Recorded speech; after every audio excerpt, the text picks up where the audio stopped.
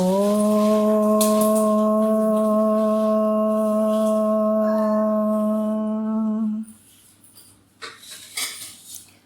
ಗುರುರ್ಬ್ರಹ್ಮ ಗುರುರ್ವಿಷ್ಣು ಗುರುರ್ದೇವೋ ಮಹೇಶ್ವರಃ ಗುರು ಸಾಕ್ಷಾತ್ ಪರಬ್ರಹ್ಮ ತಸ್ಮೈ ಶ್ರೀ ಗುರವೇ ನಮಃ.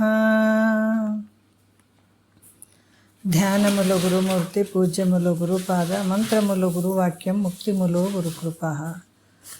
ಶ್ರೋತ್ರಿಯ ಬ್ರಹ್ಮನಿಷ್ಠ ಸದ್ಗುರು ಬಸವಾನಂದರ ಪಾದಕಮಲಗಳಿಗೂ ಹಾಗೂ ಅವರ ಪ್ರತಿರೂಪದಂಥ ನಿಜಗುಣಪ್ಪನವರ ಪಾದಕಮಲಗಳಿಗೂ ನನ್ನ ದೀರ್ಘದಂಡ ಪ್ರಣಾಮಗಳನ್ನು ಸಲ್ಲಿಸುತ್ತಾ, ಸದ್ಗುರು ಮಾರ್ತಂಡ ಸಾಬಾಯಿ ಸದ್ಗುರುಗಳ ಪಾದಕಮಲಗಳಿಗೂ ಹಾಗೂ ರಾಯಪ್ಪ ಸದ್ಗುರುಗಳ ಪಾದಕಮಲಗಳಿಗೂ ನನ್ನ ದೀರ್ಘದಂಡ ಪ್ರಣಾಮಗಳನ್ನು ಸಲ್ಲಿಸುತ್ತಾ, ಗುರು ಸ್ವರೂಪರಾದಂತಹ ನನ್ನ ಪತಿದೇವರಿಗೂ ಕೂಡ ನನ್ನ ದೀರ್ಘದಂಡ ಪ್ರಣಾಮಗಳನ್ನು ಸಲ್ಲಿಸುತ್ತಾ, ಮನದಲ್ಲಿ ಸ್ಮರಿಸಿಕೊಳ್ಳುತ್ತಾ, ತಮ್ಮೆಲ್ಲರಿಗೂ ವಂದಿಸುತ್ತಾ, ಇವತ್ತಿನ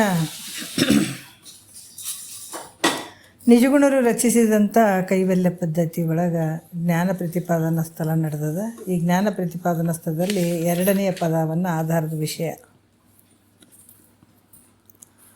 ಭಾಳಷ್ಟು ಅದ್ಭುತವಾದಂಥ ವಿಚಾರಗಳನ್ನು ಅವರು ನಮ್ಗೆ ಹೇಳ್ತಾ ಇದ್ದಾರೆ. ಈ ಬ್ರಹ್ಮಜ್ಞಾನವನ್ನು ಪಡ್ಕೊಳ್ಬೇಕಾದ್ರೆ ಅವ್ರು ಹೇಗಿರಬೇಕು, ಯಾಕಂತಂದ್ರೆ ಅಧಿಕಾರಿ, ಈ ಜ್ಞಾನವನ್ನು ಪಡ್ಕೊಳ್ಳಿಕ್ಕೆ ಅಧಿಕಾರಿಯೇ ಬೇಕು ಅನ್ನುವಂಥದ್ದು. ಕೇಳುವಂಥ ಸ್ತೋತ್ರಾಧಿಕಾರಿ ಅಂತ ಹೇಳ್ತಾರೆ. ಕೇಳುವಂಥದ್ದಕ್ಕೆ ಅಧಿಕಾರಿ ಬೇಕಾಗ್ತದೆ. ಅದಕ್ಕೆ ಈ ಪದದಲ್ಲಿ ಹೇಳ್ತಾರೆ, ಸುಮ್ಮನಾಗೋದು ವಿಧಿಯೋಳು ಒಂದದೇ ಮುಕ್ತಿ ಸುಮ್ಮನಾಗೋದು.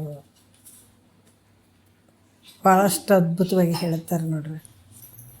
ಮುಕ್ತಿ ಅಂದ್ರೆ ಏನು ಸುಮ್ಮನೆ ಆಗ್ತದೇನಪ್ಪ ಅಂದ್ರೆ ಹಂಗೆ ಕೆಲವು ನಿಯಮಗಳದಾವ, ಕ್ರಮ ಐತೆ, ಮುಂದೆ ಹೇಳುವಂಥ ಕೆಲವು ಕ್ರಮಗಳದಾವ. ಹಂಗೆ ನೀವು ಮಾಡ್ಕೊಳ್ಬೇಕಾಗ್ತದ ಅಂತ. ಮುಕ್ತಿಯನ್ನು ಪಡ್ಕೊಳ್ಬೇಕಾದ್ರೆ ಪ್ರಯತ್ನ ಮಾಡಲೇಬೇಕಾಗ್ತದೆ. ಅದಕ್ಕೆ ಸಂಸಾರ ಅನ್ನುವಂಥದ್ದು ಪ್ರಾರಬ್ಧದ ಅಧೀನ ಐತೆ, ಪರಮಾರ್ಥ ಪ್ರಯತ್ನದ ಅಧೀನ ಐತೆ. ಇದಕ್ಕೆ ಪ್ರಯತ್ನ ಮಾಡಲೇಬೇಕಾಗ್ತದೆ. ಯಾವಾಗ ರಾತ್ರಿ ಮಲಗಿದಾಗ ನಮ್ಗೆ ಎಚ್ಚರಿಕೆ ಆಗಬೇಕಾದ್ರೆ ಯಾವ ಪ್ರಯತ್ನವೂ ಇಲ್ಲ. ಅನಾಯಾಸವಾಗಿ ನಮ್ಮ ನಿದ್ದೆ ಮಾಡುವಂಥ ಸಂದರ್ಭದಲ್ಲಿ ಅನಾಯಾಸವಾಗಿ ನಮ್ಗೆ ಎಚ್ಚರಿಕೆ ಆಗಿಬಿಡ್ತದೆ, ಜಾಗೃತಿ ಬಂದುಬಿಡ್ತೀವಿ. ಆದ್ರೆ ಈ ಅಜ್ಞಾನದಿಂದ ನಾವು ನಿಜವಾದ ಜಾಗೃತ ಸ್ಥಿತಿಗೆ ಬರಬೇಕಾದ್ರೆ ಸುಮ್ಮನೆ ಹಾಗೆ ಅನಾಯಾಸವಾಗಿ ಬರ್ತದೇನೋ ಅಂದರೆ ಇಲ್ಲ. ಇಂಥ ಅಜ್ಞಾನ ಅನ್ನುವಂಥ ನಿದ್ರೆಯಿಂದ ನಾವು ಜಾಗೃತ ಸ್ಥಿತಿಗೆ ಬರಬೇಕಾದ್ರೆ ನಮ್ಗೆ ಪ್ರಯತ್ನ ಬೇಕು, ಗುರು ಬೇಕು. ಯಾಕಂದ್ರೆ ಗುರು ಮುಖಾಂತರನೇ ಇದಾಗುವಂಥದ್ದು. ಯಾವಾಗಂದ್ರೆ ನೀನೇ ಕೂತ್ಕೊಳ್ಬೇಕು ಗುರುವಿನ ಹತ್ರ ಹೋಗಿ, ಅಪ್ಪ ನನಗೆ ಭಾಳ ದುಃಖ ಆಯಿತು, ಈ ದುಃಖದಿಂದ ನನ್ನನ್ನು ಬಿಡುಗಡೆ ಮಾಡು. ಯಾವ ರೀತಿ ಹೇಳ್ತಾರೆ ನೋಡ್ರಿ ಮಹಾತ್ಮರು ಹೆಂಗೆ ಕೇಳ್ಕೊಂಡಿದ್ದಾರೆ. ನನ್ನವರು ಯಾರಿಲ್ಲ ನಿಮ್ಮೊರತು ತಂದೆ, ಮನ್ನಿಸಿ ದಾಟಿಸೋ ಈ ಬಂಧದಿಂದೆ. ಆರುಡ ಸ್ವಾಮಿ ಶ್ರೀ ಸಿದ್ಧಾರೂಢ, ಮರೆಯದೆಯನ್ನನು ಉದ್ಧಾರ ಮಾಡ. ಪರಿಪರಿ ಜನ್ಮಕ್ಕೆ ಎಡಿ ಮಾಡಬೇಡ, ಚರಣಕ್ಕೆ ಬಿದ್ದಿರುವೆ ಕರುಣಿಸಿ ನೋಡ. ಚರಣಕ್ಕೆ ಬಿದ್ದಿರುವೆ ಕರುಣಿಸಿ ನೋಡ. ಹಿಂಗೆ ಅಪ್ಪ ನಿನ್ನ ಪಾದಕ್ಕೆ ಬಂದು ಬಿದ್ದಿದ್ದೀನಿ, ನನಗೆ ಈ ಭವಬಂಧನದಿಂದ ಪಾರು ಮಾಡಪ್ಪ ಅಂತ ಕೇಳುವಂಥ ಅಧಿಕಾರಿ ಬೇಕಾಗ್ತದೆ. ತಾನೇ ಆಗ್ತದೆ ಅಂದರೆ ನೀನು ಪ್ರಯತ್ನ ಪಡಬೇಕು ಅದಕ್ಕೆ, ಇಲ್ಲಾಂದ್ರೆ ಅದು ಸುಮ್ಮನೆ ಆಗಂಗಿಲ್ಲಪ್ಪ. ಅದಕ್ಕೆ ಇಲ್ಲಿ ಕೂಡ ನಿಜಗೊಂಡು ಹೇಳ್ತಾರೆ, ಸುಮ್ಮನಾಗೋದು ವಿಧಿಗಳು ಒಂದದೇ ಮುಕ್ತಿ ಸುಮ್ಮನಾಗೋದು ಅಂತ. ಒಂದನೇ ನುಡಿಯಲ್ಲಿ ಕೆಲವು ವಿಚಾರಗಳನ್ನು ನಿನ್ನೆ ಬಂದಿದ್ದಾವ. ಆದರೆ ಒಂದನೇ ನುಡಿಯಲ್ಲಿ ಏನು ಹೇಳ್ತಾರೆ, ಇದು ನಿತ್ಯ ಇದು ಅನಿತ್ಯ ಎಂಬುದನ್ನು ಅರಿಯದೆ, ಹೃದಯದ ಭೋಗ್ಯಚ್ಛ ದೊರೆಯದೆ, ಒದವಿ ಸಮಾಧಿ ಸಾಧನವಾರು ನೆರೆಯದೆ, ಸದುಗತಿ ಆಸೆಯೋಳು ಉರಿಯದೆ ಅನ್ನುವಂಥ ವಿಚಾರ ನಿನ್ನೆ ವಿಚಾರದಾಗ ಹೇಳಿದ್ರೆ. ಯಾಕಂದ್ರೆ ಯಾವುದು ಸತ್ಯ ಯಾವುದು ಮಿಥ್ಯ ಅನ್ನುವಂಥ ವಿವೇಕ ನಮಗೆ ಬರಬೇಕಾಗಿತ್ತು ಅಂತಂದ್ರೆ ಹಿಂದಿನ ಜನ್ಮಾಂತರದ ಪುಣ್ಯದ ಫಲದಿಂದ. ಇಲ್ಲಾಂದರೆ ಹೇಳ್ತೀವಿ ಗುರುವಾಕ್ಯ ಕಿವಿಗೆ ಬಿದ್ರೇ ಅಲ್ಲೋಲ ಕಲ್ಲೋಲ ಆಗುವಂಥ ಪಾಪ ತುಂಬಿದಂಥ ಅಂತಃಕರಣಗಳು ಅದಾವೆ ಈಗ ಭಾಳಷ್ಟು. ಎಷ್ಟು ಜನ ಕೇಳ್ತಾರೆ ಇದು. ಒಂದು ವೇಳೆ ಎಲ್ಲ ಒಂದು ಕೇಳುವಂಥ ಅಧಿಕಾರಿಗಳು ಎಲ್ಲರೂ ಇದ್ರಂದರೆ ಇವತ್ತು ಯಾರು ಮನೆಯಾಗ ಇರ್ತಿರ್ಲಿಲ್ಲ. ಪ್ರತಿಯೊಬ್ಬರು ಇದನ್ನು ಪಡ್ಕೊಳ್ಬೇಕನ್ನುವಂಥದ್ದನ್ನು ಗುರು ಮುಖಾಂತರ ತಿಳ್ಕೊಳ್ಳಿಕ್ಕೆ ಪ್ರಯತ್ನ ಪಡ್ತಿದ್ರು. ಇದು ಆಗಲ್ಲ. ಯಾಕಾಗಲ್ಲ ಅಂದರೆ ಇಂದಿನ ಜನ್ಮಾಂತರದ ಪುಣ್ಯ ಬೇಕು. ಇದಕ್ಕೆ ಪುಣ್ಯ ಬಂದಾಗ ಮಾತ್ರ ಇದು ಸತ್ಯ ಯಾವುದು ಮಿಥ್ಯ ಯಾವುದು ಅಂತ ನಿನ್ನ ಮನಸ್ಸು ನಿನ್ನ ಅಂತಃಕರಣದಲ್ಲಿ ವಿವೇಕ ಉತ್ಪನ್ನ ಆಗ್ತದೆ. ಯಾವಾಗ ವಿವೇಕ ಆಯಿತು ಅಂತಂದಾಗ ಅವಾಗ ಸದ್ಗುರು ಮುಖಾಂತರ ಕೇಳ್ತಾ ಹೋದಾಗ ಯಾವುದು ಸತ್ಯದ ಯಾವುದು ಮಿಥ್ಯದಂತ ನಿನಗೆ ಪಕ್ಕ ಗೊತ್ತಾದಾಗ ಅವಾಗ ನಿನಗೆ ವೈರಾಗ್ಯ ಬರ್ತದೆ. ಅಲ್ಲಿ ತನಕ ಬರೋಂಗಿಲ್ಲ. ನಾವೆಲ್ಲ ಮನೆ ಅದೆಲ್ಲ ಬಿಟ್ಟಿವ್ರಿ, ನಾವು ವೈರಾಗ್ಯಶಾಲಿಗಳು ಅಂತ ನಾವು ಅಂದ್ಕೊಳ್ಳೋಂಗಿಲ್ಲ. ಯಾಕಂದ್ರೆ ಅದು ಬೇರೆ ಸಮೇತ ಕಿತ್ತಬೇಕದು ಅಜ್ಞಾನ ಅನ್ನುವಂಥದ್ದು. ಯಾವುದು ಸತ್ಯದ ಯಾವುದು ಮಿಥ್ಯದಂತ ನಮಗೆ ಗೊತ್ತಾದಾಗ ಅದು ಪಕ್ಕ ಗೊತ್ತಾಯಿತು ಅಂತಂದಾಗ ನಮಗೆ ವೈರಾಗ್ಯ ಬರ್ತದೆ. ಅಲ್ಲಿ ತನಕ ಬರೋಂಗಿಲ್ಲ. ಅದು ಬಂದ ನಂತರ ಶಮ ದಮಾದಿ ಷಟ್ ಸಂಪತ್ತಿಯನ್ನು ಪಡ್ಕೊಳ್ಬೇಕಾಗ್ತದೆ. ಯಾಕಂದ್ರೆ ಶಮ ದಮ ತಿತಿಕ್ಷೆ ಉಪರತಿ ಶ್ರದ್ಧಾ ಸಮಾಧಾನ ಇವೆಲ್ಲ ಮಾಡ್ಕೊಡ್ಬೇಕಾಗ್ತದೆ. ಅವಾಗ ಬಂದಾಗ ಏನಾಯ್ತಪ್ಪ ಅಂತಂದರೆ ಹೇಳ್ತಾರೆ. ಯಾಕಂದ್ರೆ ವೈರಾಗ್ಯ ಬಂತು ಅಂತಂದಾಗ ವಿವೇಕದಿಂದ ವೈರಾಗ್ಯ ಬರ್ತದೆ. ವೈರಾಗ್ಯ ಬಂತಂದಾಗ ಇಹಲೋಕದ್ದು ಮತ್ತು ಪರಲೋಕದ ಭೋಗದ ಅಪೇಕ್ಷೆ ಇರೋಂಗಿಲ್ಲ. ಯಾಕಂದ್ರೆ ಅದು ಮಿಥ್ಯ ಅದಾವ. ಅದಕ್ಕೆ ಯಾಕೆ ಮಿಥ್ಯಾದಂಥವ್ಕೆ ಯಾರಾದರೂ ಬಡ್ದಾಡ್ತಾರೇನ? ಬೇಡಪ್ಪ ಅಂತಂತೀವಿ. ಅದೇ ರೀತಿ ಕೂಡ ಇಲ್ಲಿ ನಾವು ಇಹಲೋಕದಲ್ಲಿ ಮಾಡುವಂಥ ಭೋಗಾದಿಗಳು ಕೂಡ ಮಿಥ್ಯ. ಆದರೂ ನಾವು ಮಾಡಬೇಕು. ಹೆಂಗೆ ಮಾಡಬೇಕು? ಮಿಥ್ಯ ಅಂತಲೇ ಮಾಡಬೇಕು. ಯಾವ ರೀತಿ ಬಾಡಿಗೆ ಮನೆ ಒಳಗೆ ಇರ್ತೀವಿ, ನಮ್ಮ ಮನೆ ಅಂತ ನಾವು ಯಾವತ್ತಾದ್ರೂ ಅಂದ್ಕೊಂಡಿರ್ತೀವಿ ನಮ್ಮ ಮನಸ್ಸಿನಲ್ಲಿ.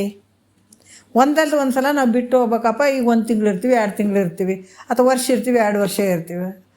ಇಷ್ಟೆಲ್ಲ ಅಂದ್ಕೊಂಡು ಒಂದಲ್ಲ ಒಂದು ಸಲ ನಾವು ಬಿಟ್ಟು ಹೋಗಾರು ಅಂತ ನಾವೇನು ಅದಕ್ಕೇನ ರಿಪೇರಿ ಮಾಡ್ತೀವೇನು? ಇಲ್ಲರಿ ಹಿಂಗೈತ್ರಿ ಹಂಗೈತ್ರಿ ಒಂದು ಚಂದ ಮಾಡಿಸ್ಬೇಕಂತ ಏನಾರು ಅಂತೀವಿ. ಇಲ್ಲ ಅವ್ರು ಏನು ಏಟು ಮಾಡ್ಯಾರ ಅಟ್ರಾಗ ಇದ್ದು ಕೊಡ್ಕೇಸಿ ಬಿಡ್ರಿ ನಾವೇ 4-5 ವರ್ಷ ಇದ್ದು ಹೋಗೋರು ಬಾಡಿಗೆ ಮನೆಗೆ ನಾವು ಯಾಕೆ ಮಾಡ್ಬೇಕ್ರಿ ಅಂತೀವಿ. ಒಂದು ಕಲರ್ ಕೂಡ ಒಡ್ಸಂಗಿಲ್ಲ ನಾವು. ಯಾಕೆ? ನಮ್ಮ ಮನಸ್ಸಿನಲ್ಲಿ ಐತಿ ಇದು ನಮ್ಮ ಮನೆ ಅಲ್ಲ ಅಂತ. ಅದ್ರಂಗೆ ಈ ಜಗತ್ತಿಗೆ ಬಂದಮೇಲೆ ನೀನು ಹಂಗೆ ತಿಳ್ಕೊಬೇಕು. ಇದು ನನ್ನ ಮನೆ ಅಲ್ಲ, ಇದು ಹೆಂಡತಿ ಮಕ್ಕಳು ನನ್ನವರಲ್ಲ, ಈ ಶರೀರ ನಂದಲ್ಲ. ಹಿಂಗೆ ಮನ್ಕೊಂಡು ಸಂಸಾರ ಮಾಡಬೇಕಾದಂಗೆ ಮಾಡಂತಾರೆ ಅವರು. ಆದ್ರೆ ನಂದಿರುವಂಥದ್ದು ಯಾವುದು? ನಾನು ಅರಿವಿನ ಸ್ವರೂಪ ಪರಮಾತ್ಮನ ಸ್ವರೂಪ ಇದ್ದೀನಿ ನಾನು. ಇದು ಶರೀರ ಬರ್ತದ ಹೋಗ್ತದ, ಮನೆ ಬರ್ತಾವ ಹೋಗ್ತಾವ, ಹೆಂಡತಿ ಮಕ್ಕಳು ಯಾರು ನಮಗೆ ಸಂಬಂಧ ಇಲ್ಲ. ಇರುವಂಥದ್ದು ಅರಿವಿನ ಸ್ವರೂಪ ನಾನು ಅದೀನಿ ಅಂತ ಅದನ್ನು ಗಟ್ಟಿಯಾಗಿ ಹಿಡ್ಕೊಂಡು ಹೋಗು, ನೀ ಧನ್ಯ ಆಗಿಬಿಡ್ತೀವಿ. ಅಷ್ಟೇ ಹೇಳೋದು. ಅದಕ್ಕೆ ಈ ಭಾವ ಇಟ್ಕೊಂಡು ಸಂಸಾರ ಮಾಡಿದೆ ಅಂತಂದಾಗ ನೀ ಗೆದ್ದು ಬಿಡ್ತೀವಿ. ಇಹಲೋಕ ಪರಲೋಕ ಯಾವ ದುಃಖನೇ ಇಲ್ಲ ನಿನಗೆ ಒಟ್ಟು. ಇಲ್ಲಾಂದರೆ ಈ ಲೋಕದಲ್ಲಿ ಇರುವಂಥದ್ದು ಪರಲೋಕದಲ್ಲಿರುವಂಥದ್ದು ಇದು ಸತ್ಯ ಅಂತ ಯಾವಾಗ ನಂಬುತ್ತಿದೆ ಅಂತಂದಾಗ ಅಜ್ಞಾನ ಕಾಲದಲ್ಲಿ ನಂಬಿದಂಥದ್ದಾಗ್ತದೆ. ಯಾವಾಗ ಗುರು ಮುಖಾಂತರ ನೀವು ಕೇಳಿದಾಗ ಇದೆಲ್ಲ ನಿನಗೆ ಅರ್ಥ ಆಗ್ತದೆ. ಆವಾಗ ಈಗ ಯಾವ ರೀತಿ ಅಂತಂದ್ರೆ ಇಲ್ಲಿ ಕೂಡ ಹೇಳ್ತಾರೆ, ಇಹಲೋಕದ್ದು ಮತ್ತು ಪರಲೋಕದ ಅಪೇಕ್ಷೆಗಳನ್ನು ಬಿಡುವಂಥದ್ದು, ಅದ್ರ ಮೇಲೆ ಭಾವ ಹಾಕದೇ ಇರುವಂಥದ್ದಕ್ಕೆ ವೈರಾಗ್ಯ ಅಂತ ಹೇಳ್ತಾರೆ ಅವರು. ಈ ವೈರಾಗ್ಯ ಯಾವಾಗ ಬಂತು ಅಂತಂದಾಗ ಆವಾಗ ಉಳಿದು ವಿವೇಕ ಫಸ್ಟು ವಿವೇಕ ಜಾಗ್ರ ಆಯಿತು ಅಂದಾಗ ಅವಾಗ ವೈರಾಗ್ಯ ಬರ್ತದೆ. ವೈರಾಗ್ಯದಿಂದ ಈ ಶಮಾಧಿ 6 ಗುಣಗಳು ಅನಾಯಾಸವಾಗಿ ನಿನಗೆ ಬಂದುಬಿಡ್ತಾವೆ ಅಷ್ಟೇ. ಅದ್ರ ಮೇಲೆ ಅದಕ್ಕೆ ಹೇಳ್ತಾರೆ ಕಾಮ ಕ್ರೋಧ ಮದ ಮೋಹ ಮಾತ್ಸರ್ಯ ಲೋಭ ಅಂತ 6 ಷಡ್ಗುಣಗಳು ಅದಾವಲ್ಲ, 6 ವರ್ಗಗಳು ಅದಾವಲ್ಲ. ಅದರ ಕಾಮ ಒಂದು ಬಿಟ್ಟರೆ ಉಳಿದುವೆಲ್ಲ ಸಪ್ಪೆ ಆಗಿಬಿಡ್ತಾವೆ. ಈ ಕಾಮ ಅನ್ನುವಂಥದ್ದು ಒಂದು ನೋಡ್ರಿ, ಒಂದು ಬೆಲ್ಲ ಇರ್ತದೆ, ಎಲ್ಲ ಅಡುಗೆಯಾಗ ಒಂದು ಹೋಳಿಗೆದಾಗ ಹಾಕೋದು, ಒಂದು ಪಾಯಸದಾಗ ಹಾಕೋದು, ಒಂದು ಈ ನಾನಾ ರೀತಿ ಒಂದು ಉಂಡೆ ಒಳಗೆ ಹಾಕೋದು, ಎಲ್ಲದ್ರಾಗ ನಾವು ಬೆಲ್ಲನೇ ಹಾಕ್ತೀವಿ. ಎಲ್ಲದಕ್ಕೆ ರುಚಿ ಇರ್ತದೆ, ಹೆಸರು ನಾಮ ಬೇರೆ ಬೇರೆ ಅದಾವೆ. ಆ ಬೆಲ್ಲನೇ ಹಾಕಲಿಲ್ಲ ಅಂದ್ರೆ ಎಲ್ಲ ಸಪ್ಪೆ ಆಗಿಬಿಡ್ತಾವೆ. ಅದೇ ರೀತಿ ಕಾಮ ಕ್ರೋಧ ಮದ ಮೋಹ 6 ವರ್ಗಗಳು ಅದಾವಲ್ಲ, ಅದರ ಕಾಮ ಅನ್ನುವಂಥದ್ದು ಮೊದಲು, ಅಪೇಕ್ಷೆ ಅನ್ನುವಂಥದ್ದು ಅದನ್ನು ನಾವು ತೆಗೆದು ಹಾಕಿಬಿಡ್ಲಿ ಎಲ್ಲ ಉಳಿದು ಎಲ್ಲ ಬಿದ್ಕೊಂಡ್ಬಿಡ್ತಾವೆ, ನೆಲಕ್ಕೆ ಬಿದ್ಕೊಂಡ್ಬಿಡ್ತಾವೆ. ಯಾವಕ್ಕೂ ಅಂಥ ಶಕ್ತಿ ಉಳಿಯೋಂಗಿಲ್ಲ.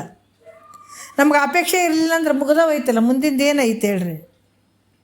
ಕಾಮ ಅಂದರೆ ನನಗೆ ಅಪೇಕ್ಷೆ ಪಡುವಂಥದ್ದು, ಕಾಮ ಅದು ನಮಗೆ ಸಿಗಲಿಲ್ಲ, ಅಪೇಕ್ಷೆ ಪಟ್ಟಂಥದ್ದು ನಮಗೆ ಸಿಗಲಿಲ್ಲ ಅಂದರೆ ಕ್ರೋಧ ಉತ್ಪತ್ತಿ ಆಗ್ತದೆ. ಇದು ಒಂದಕ್ಕೊಂದು ಲಿಂಕ್ ಇರ್ತಾವೆ. ಹಂಗಾಗಿ ಮೊದಲ ಕಾಮ ಅನ್ನುವಂಥದ್ದು ನೀವು ಬಿಟ್ಟು ಬಿಡು, ಉಳಿದು ಎಲ್ಲ ಸಪ್ಪೆ ಬೀಳ್ತಾವೆ. ಅದಕ್ಕೆ ಇಲ್ಲಿ ಕೂಡ ಏನು ಹೇಳ್ತಾರೆ, ವೈರಾಗ್ಯ ವಿವೇಕ ನಿನಗೆ ಎಷ್ಟು ಜನ್ಮದ ಪುಣ್ಯ. ಮೊದಲೇ ಹೇಳ್ಯಾರ, ಈಗೇನೋ ನಾವು 20 ನಿಮಿಷ 30 ನಿಮಿಷ ಕುಂತು ಕೇಳಿದ್ವಿ, ಒಂದು ಜನ್ಮದ್ದಲ್ಲ ನಾವು ತಿಳ್ಕೊಬೇಕು. ನಮಗೆ ಈಜಿ ಅನಿಸೋದಿದು, ಏನೋ ಅಲ್ಲಿ ಎಲ್ಲೋ ಕುಂತು ಹೇಳಕತ್ತೇಳ ನಾವು ಕೇಳಕತ್ತೀವ್ರಿ ಅಂತ ನಿಮಗೆ ಅನಿಸಿರ್ಬೋದು. ಮಹಾತ್ಮರು ಈ ವಿಚಾರಗಳ ಸಲುವಾಗಿ ಬೇಕಾದಷ್ಟು ಅಲ್ದಾಡ್ಬಿಟ್ಟಿದ್ದಾರೆ. ಯಾಕೆ ಅವರೆಲ್ಲರಿಗಿಂತ ನಾವು ಪುಣ್ಯವಂತರು ಪುಣ್ಯಾತ್ಮರು ಅಂತ ನಾವು ತಿಳ್ಕೊಬೇಕು. ಯಾಕಂದ್ರೆ ನಮ್ಮ ಕುಂತಲ್ಲೇ ಇಂಥ ವಿಷಯಗಳು ಸಿಗ್ತಾ ಇದ್ದಾವೆ ನಮಗೆ ಅನಾಯಾಸವಾಗಿ. ಆದರೆ ಇದನ್ನು ಎಷ್ಟು ಶ್ರದ್ಧೆಯಿಂದ ತೊಗೊಳ್ತಿದ್ದೀವಿ ನಿನಗೆ ಬಿಟ್ಟದ್ದು. ಯಾಕೆ ಜಗತ್ತಿನೊಳಗೆ ನಾವು ಮಾಡೋಕ್ಕೆ ಬಂದಿದ್ದೇನು ಬರೀ ಸುಖದಿಂದ ಇರ್ಬೇಕಂತಲೇ ಇಷ್ಟೆಲ್ಲ ಕೆಲಸ ಮಾಡಕತ್ತೀವಿ, ಭ್ರಮ ವಿದ್ಯೆಯನ್ನು ಪಡ್ಕೊಳ್ತೀವಿ. ಹೌದಾ? ಆಸ್ತಿ ಅಂತಸ್ತು ಸಂಪತ್ತು ಸಲುವಾಗಿ ಬಡ್ದಾಡ್ತೀವಿ. ಯಾತಕ್ಕೆ? ನಾವು ಸುಖವಾಗಿರ್ಬೇಕಂತ. ಅದು ಇದೆಯಂಥ ಸುಖ. ಇಹಲೋಕದಲ್ಲಿ ಸುಖ, ಪರಲೋಕದಲ್ಲಿ ಸುಖ, ಪರತರ ಆನಂದ ಆಗುವಂಥದ್ದಿದು. ಇದು ಸಾಮಾನ್ಯ ಅಲ್ಲ ಇದು. ಅದಕ್ಕೆ ಇವತ್ತು ಕುಂತು ಕೇಳ್ಬೇಕನ್ನುವಂಥದ್ದು ನಮ್ಮ ಭಾವ ಬಂದದ. ಗುರುವಾಕ್ಯ ನಮ್ಗೆ ಸ್ವಲ್ಪ ಹಿತ ಅನ್ಸಕತ್ತೇವಂತಂದ್ರೆ ಇದು ಒಂದು ಜನ್ಮದ್ದಲ್ಲ, ಈ ಪುಣ್ಯ ಜನ್ಮಾಂತರದ ಪುಣ್ಯ. ಅದಕ್ಕೆ ಯಾವಾಗ ವಿವೇಕ ಬಂತು ಅಂತಂದಾಗ ಅವ ವೈರಾಗ್ಯ ಬರ್ತದೆ. ವೈರಾಗ್ಯದಿಂದ ಇವು 6 ಗುಣಗಳು ಅನಾಯಾಸವಾಗಿ, ಸಮಾಧಿ 6 ಗುಣಗಳು ಅನಾಯಾಸವಾಗಿ ಬರ್ತಾವೆ. ಅದಕ್ಕೆ ಹೆಂಗಂತಂದ್ರೆ ವಿಷಯ ಅಪೇಕ್ಷೆಯಿಂದ ಮನಸ್ಸು ಹರಿದಾಡದೆ ಯಾವಾಗ ನೋಡ್ರಿ, ವಿಷಯಗಳಲ್ಲಿ ದೋಷ ದರ್ಶನ ಆಯ್ತಂದ್ರೆ ನಾವು ಮತ್ತೆ ಮನಸ್ಸು ಹೋಗಂಗಿಲ್ಲ ರೀ. ಈ ಮನಸ್ಸಿಗೆ ಪೆಟ್ಟು ಬಿಡ್ಬೇಕು ನೋಡ್ರಿ. ಪೆಟ್ಟು ಇದಕ್ಕೆ ರುಚಿ ಹತ್ತಬಾರ್ದು. ಯಾವ ವಿಷಯಗಳು ರುಚಿ ಹತ್ತಿದ್ರೆ ಅದರಿಂದ ಬೆನ್ನು ಹತ್ತಿ ಬಿಡ್ತದೆ. ಇದಕ್ಕೆ ದೋಷ ದರ್ಶನ ಆಗಬೇಕು. ಈಗ ಭಾಳಷ್ಟು ಅಡುಗೆ ಐತಪ್ಪ, ಮುಷ್ಟಾನ ಭೋಜನ ಐತಂತಂದಾಗ ಸ್ವಲ್ಪ ವಿಷ ಅಂದರೆ ಹೆಂಗಾಗ್ತದೆ ಹೇಳ್ರಿ, ಮನಸ್ಸಿಗೆ ಅಪೇಕ್ಷೆ ಪಡ್ತದೆ. ಮಹಾತ್ಮರು ಹೇಳಕತ್ತಾರೆ, ನೋಡಪ್ಪ ಇಷ್ಟೆಲ್ಲ ಸಂಸಾರ ಮಾಡ್ತಿದೆ ಅಂತಂದ್ರೆ ಇದು ಎಲ್ಲನೂ ಮಿಥ್ಯೆ ಐತೆ, ಇದು ಯಾವುದು ಸತ್ಯ ಅಲ್ಪ ಅಂತ ಹೇಳ್ತಾರೆ ಅವರು. ಅದಕ್ಕೆ ಇದು ಸತ್ಯನೇ ಅಲ್ಲ ಅಂದಾಗ ಯಾರಾದ್ರೂ ಸತ್ಯ ಅಂತ ಮಾಡೋಕ್ಕೆ ಹೋಗ್ತಾರೆ ತಿಳಿದಂಥವ್ರು. ಮತ್ತು ಕೇಳಿ ಬಿಡೋದಲ್ಲ. ಗುರುಗಳು ಹಿಂಗೆ ಹೇಳಕತ್ತಾರಂದ್ರೆ ಹಿಂಗೆ ಕೇಳೋದು ಹಿಂಗೆ ಬಿಡೋದು ಅಂತಲ್ಲ. ಅವ್ರು ಏನು ಹೇಳಕತ್ತಾರ, ಇಹಲೋಕದ್ದು ಇವೆಲ್ಲ ಮಿಥ್ಯೆ ಐತೆ, ಈ ಶರೀರ ಮಿಥ್ಯೆ ಐತೆ, ಇದಕ್ಕೆ ಆಧಾರವಾಗಿರುವಂಥ ಸತ್ಯ ಒಂದು ಐತಿ ನಿನ್ನ ಒಳಗೆ ಅಂತ ಅವ್ರು ಹೇಳಕತ್ತಾರ ಅಂದಾಗ ಅದನ್ನು ನಾವು ದಿನ ಸ್ವೀಕಾರ ಮಾಡ್ತಾ ಹೋದಾಗ ಬೇಕಾದಂಗೆ ಅದು ಅವ್ರು ಹಂಗೆ ಹೇಳ್ತಾರೆ. ನಾನು ಹಿಂಗೆ ಮಾಡ್ತೀನಿ ಅನ್ನೋರಿಗೆ ಇರಂಗಿಲ್ಲ ಇದು.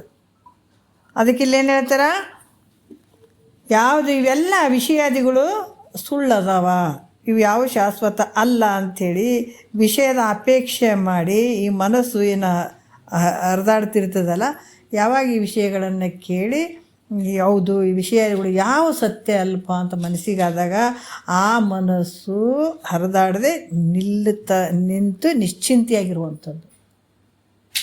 ಆ ಕಡೆ ಈ ಕಡೆ ಬೆನ್ನತ್ತಿರ್ತದೆ ನೋಡ್ರಿ. ಅದಕ್ಕೆ ಹೇಳ್ತಾರೆ, ನಿನ್ನೆ ಕೆಲವು ವಿಷಯ ಬಂದು ಒಬ್ಬ ಹೆಂಡತಿ ತಂದೆ ಅತ್ತಿ ಮಾವ ಇವರೆಲ್ಲರಿಂದ ದೂರ ನಾವು ಭಾಳ ಚಂದಿದ್ದೀನಿ ಅಂತ ಏನು ಅಂತಾಳ. ಅದ್ರಾಗ ಮಹಾತ್ಮರು ಬ್ಯಾರೆ ಅದೇನುವ ತಂಗಿ ಬ್ಯಾರೆ ಅದೇನ ಮನಸ್ಸಿನ ಗದ್ದಲದಿಂದ ಕಡೆಗಾದೇನ. ಇದು ಭಾಳ ಮುಖ್ಯ. ಅದು ಈ ಮನಸ್ಸು ಭಾಳ ಗದ್ದಲಕ್ಕೆ ಹಾಕೋದ್ರಿ. ಮನ್ಯಾಗ ಒಬ್ಬರೇ ಇರ್ತೀವಿ ಅಂದ್ರೆ ಎಷ್ಟು ಗದ್ದಲಕ್ಕೆ ಬಿದ್ದಿರ್ತದೆ. ನಾವು ಒಬ್ಬರೇ ಇರೋಂಗಿಲ್ಲ, ಭಾಳಷ್ಟು ಜೋಡಿಸ್ಕೊಂಡಿರ್ತೀವಿ ನಾವು. ಮಹಾತ್ಮರು ಹೇಳ್ತಾರೆ, ನೀವು ಒಬ್ಬನಿರೋದು ಕಲಿಯಪ್ಪ ಅಂತ. ಒಬ್ಬನಿರೋದು ಅಂದ್ರೆ ಎಲ್ಲ ಜನರ ಮಧ್ಯೆ ಇರೋದು ಬಿಟ್ಟು ಎಲ್ಲೋ ಒಬ್ಬರು ಇರಲಿ, ಒಬ್ಬರೇ ಇರಬೇಕು ಅನ್ನುವಂಥದ್ದು ಹಂಗಲ್ಲ. ಅದು ನೀನು ಸಂತೆಗೆ ಇರು, ಜಗ್ಗಿ ಜನರ ಮಧ್ಯೆ ಇರೋ, ಆದರೆ ನೀವು ಒಬ್ಬವನಿರೋದು ಕಲಿ. ಹೆಂಗೆ ಒಬ್ಬವನಿರೋದು? ಈ ಮನಸ್ಸಿನ ಗೊಂದಲಗಳನ್ನು ಬಿಟ್ಕೊಳ್ಳುವಂಥದ್ದು, ಈ ಮನಸ್ಸಿನ ಜಂಜಾಟಗಳನ್ನು ಬಿಟ್ಕೊಳ್ಳುವಂಥದ್ದು. ಈ ಮನಸ್ಸ ನಾನು ಅಲ್ಲ. ಆವಾಗ ತೆಗೆದಾಗ ನೀವು ಬೇಕಾದ ಸಂತೆಗೆ ಇರು, ಜಾತ್ರೆಗೆ ಇರು, ಎಲ್ಲಿದ್ರು ಕೂಡ ನೀವು ಒಬ್ಬನೇ ಇರೋದು ಆನಂದವಾಗಿ. ಅದಕ್ಕೆ ಇಲ್ಲಿ ವಿಷಯ ಅಪೇಕ್ಷೆಯಿಂದ ಹರಿದಾಡ್ತಾ ಇರುವಂಥ ಈ ಮನಸ್ಸು ಭಾಳ ಗದ್ದಲಕ್ಕೆ ಹಾಕ್ತದೆ. ಅದು ಒಂದಲ್ಲ, ಒಂದಕ್ಕೆ ರೂಢಿ ಮಾಡ್ತಂದ್ರೆ ಅದೇ ಬಿದ್ದುಬಿಡ್ತದೆ. ಅದಕ್ಕೆ ಬರೀ ಅದೇ. ಮತ್ತು ಅದು ಮನಸ್ಸು ಹೇಳ್ದಂಗೆ ಕುಣ್ಕೊಂತ ಹೋಗಿದ್ರೆ ಭಾಳ ಕುಣಿಸೇ ಬಿಡ್ತದೆ ನಿನಗೆ. ಎಲ್ಲೆಲ್ಲ ತೊಗೊಂಡೋಗಿ ಇದು ಹೇಳೋದು ಹಾಕಿಬಿಡ್ತದೆ. ಅದಕ್ಕೆ ಅದು ಯಾವುದು ಶಾಶ್ವತ ಅಲ್ಲಪ್ಪ, ಮನಸ್ಸಿನಿಂದ ಹೋಗ್ಬೇಡ. ಅದಕ್ಕೆ ಮಹಾತ್ಮರು ಹೇಳ್ತಾರೆ, ಮನೋ ಎತ್ರ ಗಚ್ಚಂತಿ ತತ್ರ ಗಚ್ಚಂತಿ ವಾನರ ಅಂತ ಹೇಳ್ಯಾರ. ಯಾರು ಮನಸ್ಸಿನ ಮಾತು ಕೇಳ್ಕೊಂಡು ಕುಣ್ಕೊಂತ ಹೋಗ್ತಾರೆ ಅವ್ರು ಮನುಷ್ಯರಾಗಕ್ಕೆ ಸಾಧ್ಯ ಇಲ್ಲ. ಅವ್ರು ಏನಾಗ್ತಾರೆ ಅವರು? ಮನೋ ಎತ್ರ ಗಚ್ಚಂತಿ ತತ್ರ ಗಚ್ಚಂತಿ ವಾನರ. ವಾನರ ಅಂದ್ರೇನು? ಕೋತಿಗಳು. ಅವ್ರು ಮನುಷ್ಯರಲ್ಲ ಅಂತಾರೆ ಅವರು. ಯಾವಾಗ ಗುರು ಹೇಳಿದಂಥ ವಾಕ್ಯಗಳನ್ನು ಕೇಳಿಕೊಂಡು, ಗುರು ಎಂತತ ಶ್ರೋತ್ರಿಯ ಬ್ರಹ್ಮನಿಷ್ಠ ಸದ್ಗುರುವಿನ ಮಾತುಗಳನ್ನು ವಾಕ್ಯಗಳನ್ನು ಕೇಳ್ಕೊಂಡು ಆ ಪ್ರಕಾರ ನಡ್ಕೊಳ್ಳಿಕ್ಕೆ ಪ್ರಯತ್ನ ಯಾರು ಮಾಡ್ತಾರೋ ಅವರು ನರಹ ಅಂತ ಹೇಳಿದ್ದಾರೆ. ಶ್ರುತಿಯೋ ಎತ್ರ ಗಚ್ಚಂತಿ ತತ್ರ ಗಚ್ಚಂತಿ ನರಹ, ಅವ್ರಿಗೆ ಮನುಷ್ಯರು ಅಂತ ಹೇಳಿದ್ದಾರೆ ಅವರು. ಅದಕ್ಕೆ ಇಲ್ಲಿ ಏನದ ವಿಷಯಾಪೇಕ್ಷೆಯಿಂದ ಮನಸ್ಸು ಹರಿದಾಡದೆ ನಿಶ್ಚಿಂತೆಗೆ ಒಂದು ಕಡೆ ಕುಂತಿತ್ತು ಅಂತಂದಾಗ ಅದಕ್ಕೆ ಶಮ ಅಂತ ಹೇಳ್ತಾರೆ. ಶಮ ಅಂದ್ರೆ ಏನು ರೀ ಅಂದ್ರೆ ಮನಸ್ಸು ಎಲ್ಲಿ ಹೋಗದೆ ಅಲ್ಲಿಗೆ ಹೋಗೋದು ಇಲ್ಲಿಗೆ ಏನು ಸುಮ್ಮನೆ ಎಲ್ಲಿ ಕುಂದಿರ್ತಾನೆ ನಾನಾ ಆನಂದವಾಗಿ ಇರುವಂಥದ್ದು. ಈ ರೀತಿ ನಿಶ್ಚಿಂತೆಯಾಗಿರುವಂಥ ಮನಸ್ಸಿಗೆ ಏನು ಹೇಳ್ತಾರೆ ಅದಕ್ಕೆ ಶಮ ಅಂತ ಹೇಳ್ತಾರೆ ಅದಕ್ಕೆ. ಮತ್ತು ವಿಷಯಗಳು ಇಲ್ಲಿ ಕೂಡ ಹೇಳ್ತಾರೆ ಯಾವ ರೀತಿ ಅಂತಂದ್ರೆ ವಿಷಯಗಳು ಸತ್ಯ ಸುಖ ಅದವಪ್ಪ ಅಂತ.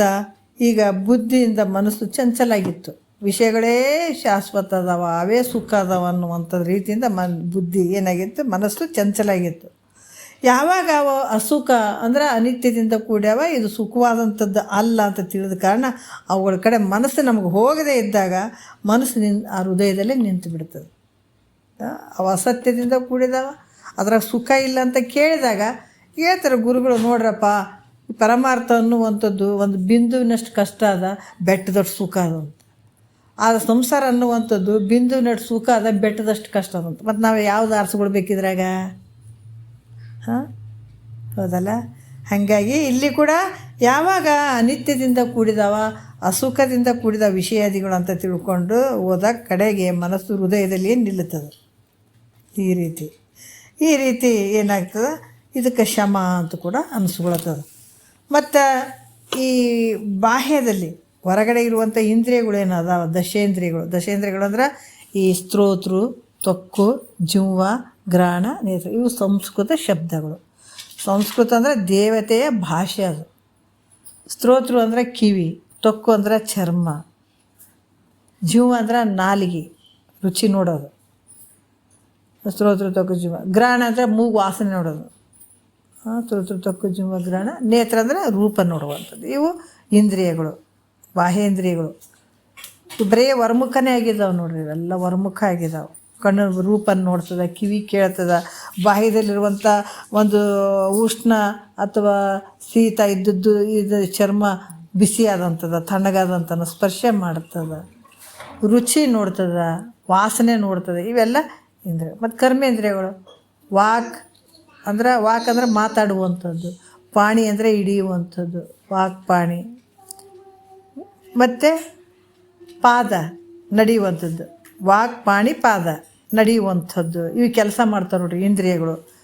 ಮತ್ತು ಗುಹ್ಯ ಮೂತ್ರ ಬಿಡುವಂಥದ್ದು, ಗುದ ಅಂದ್ರೆ ಮಲ ಬಿಡುವಂಥದ್ದು. ಇವೆಲ್ಲ ಕರ್ಮೇಂದ್ರಿಯಗಳು.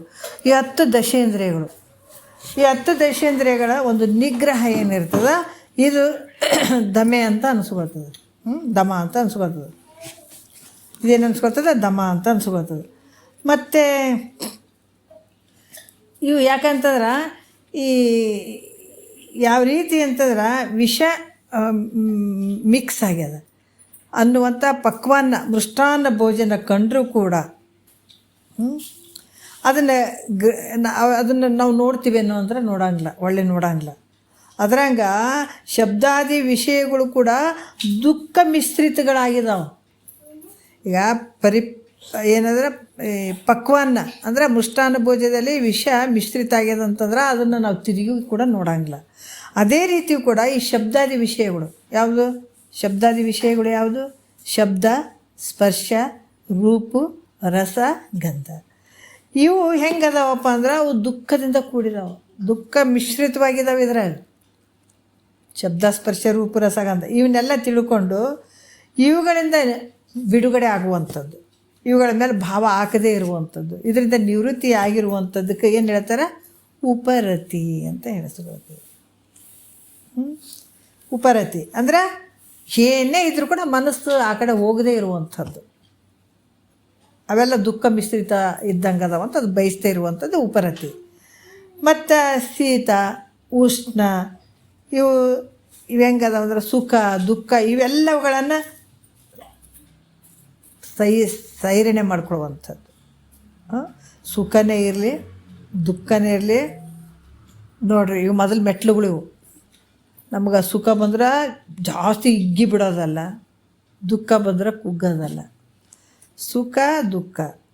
ಇವತ್ತು ಶೀತ ಭಾಳ ಚಳಿ ಅದಂದ್ರೆ, ಭಾಳ ಬಿಸಿ ಐತಂದ್ರೆ ಇವೆಲ್ಲವನ್ನು ಈ ದ್ವಂದ್ವ ಸ್ಥಿತಿಗಳು ಏನದಾವ ಇವೆಲ್ಲವುಗಳನ್ನು ಸಮಾನವಾಗಿ ಸ್ವೀಕಾರ ಮಾಡುವಂಥದ್ದು ತಿತಿಕ್ಷೆ. ಮತ್ತು ಮತ್ತೇನು ಹೇಳ್ತಾರೆ ತಿತಿಕ್ಷೆ ನೋಡ್ರಿ ಏನು ಹೇಳಿದ್ರು ಅವರು, ಶಮ ದಮ ತಿತಿಕ್ಷೆ ಉಪರತಿ ಅಂತ ಹೇಳಿದರು, ಉಪರತಿ.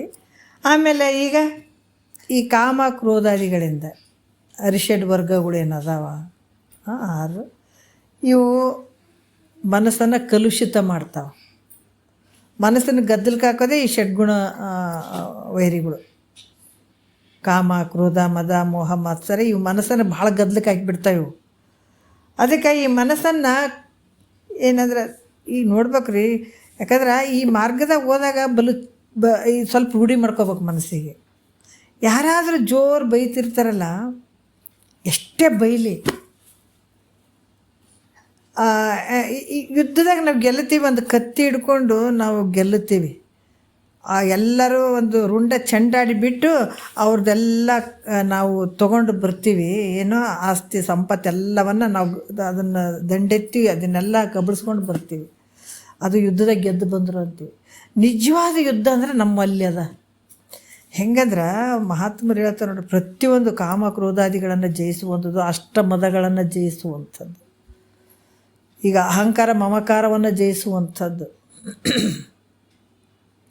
ಯಾರಾದರೂ ನಮಗೆ ಜೋರು ಬೈತಾ ಇದ್ದರು ಅಂತಂದ್ರೆ ಅವ್ರು ಎಂಥ ಶಬ್ದಗಳಿಂದಾರ ಬೈಲಿ, ಆದ್ರೆ ಬೈದರೂ ಕೂಡ ನಾವು ಸುಮ್ಮನೆ ಏನು ಅದನ್ನು ಸಹಿಸ್ಕೊಂಡು ಕೂಡ್ತೀವಲ್ಲ, ನಿಜವಾಗಿ ಗೆದ್ದಂಗೆ ಅದು. ಯಾವ ಕಡೆ ಮನಸ್ಸು ಬಿಡದೇನೆ ಸುಮ್ಮನೆ ಕುಂದ್ರೋದು, ಆನಂದವಾಗಿ ಕೇಳೋದು. ಎಷ್ಟು ಬೈತಾರೆ ಬೈಲಿ, ಇದು ನಿಜವಾದ ಯುದ್ಧ ಗೆಲ್ಲುವಂಥದ್ದು ನೋಡ್ರಿ. ಪ್ರತಿಯೊಂದು ಅಷ್ಟೇ, ಈ ಸುಖ ಇರ್ಬೋದು, ದುಃಖ ಆಗಿರ್ಬೋದು, ಇವೇನು ಅದಾವ ಪ್ರತಿಯೊಂದು ನಮ್ಮ ಜೀವನದಲ್ಲಿ ಏನೇನು ಬರ್ತಾವ ಅವನು ಸೈರಣೆ ಮಾಡುವಂಥದ್ದು, ಅಂದರೆ ಅವನ್ನೆಲ್ಲ ಇದು ಮಾಡ್ಕೊಳ್ಳುವಂಥದ್ದು. ಇದಕ್ಕೇನು ಹೇಳ್ತಾರಪ್ಪ ಅಂದ್ರೆ ತಿತಿಕ್ಷೆ. ಆಮೇಲೆ ಈ ಕಾಮ ಕ್ರೋಧಾದಿಗಳಂತ ಮನಸ್ಸು ಕಲುಷಿತಗೊಳ್ಳದೆ, ಮನಸ್ಸನ್ನು ಭಾಳಷ್ಟು ವಿಕಾರ ಮಾಡಿಕೊಳ್ಳದೆ ಧೈರ್ಯದಿಂದಿರುವಂಥದ್ದೇ ಸಮಾಧಾನ ಅಂತ ಹೇಳ್ತಾರೆ. ಇದು ಸಮಾಧಾನ. ಯಾವ ರೀತಿ ಯಾರೋ ಒಂದುಗಳನ್ನು ನಾವು ಗಿಗ್ಗಿ ಬಿಡೋದು, ಬೈದ್ಗನ್ನು ಕುಗ್ಗಿ ಬಿಡೋದು ಅಂತಲ್ಲ. ಯಾವ ಸಂದರ್ಭ ಬಂದರೂ ಕೊಡ್ರಿ, ಇವಾಗ ಗಾಳಿ ಐತೆ, ಬೇಕಾದ ಇವತ್ತು ನಾನಾ ರೀತಿಯಿಂದ ಕಲುಷಿತಗೊಂಡಿರುವಂಥ ಭಾಳಷ್ಟು ವಸ್ತುಗಳಿರ್ತಾವೆ, ಆದ್ರೆ ಗಾಳಿಗೆ ಏನಾರ ಟಚ್ ಆಗ್ತದೇನು? ಬಿಸಿಲು ಒಂದು ಒಳ್ಳೆ ಕಡೆಗೂ ಹೋಗ್ತದೆ, ಕೆಟ್ಟ ಕಡೆಗೂ ಹೋಗ್ತದೆ, ಎಲ್ಲ ಕಡೆಗೂ ಹೋಗ್ತದೆ ಬಿಸಿಲು. ಆದ್ರೆ ಬಿಸಿಲಿಗೆ ಏನಾರ ಅದು ಟಚ್ ಆಗ್ಯದೇನು? ಇಲ್ಲ.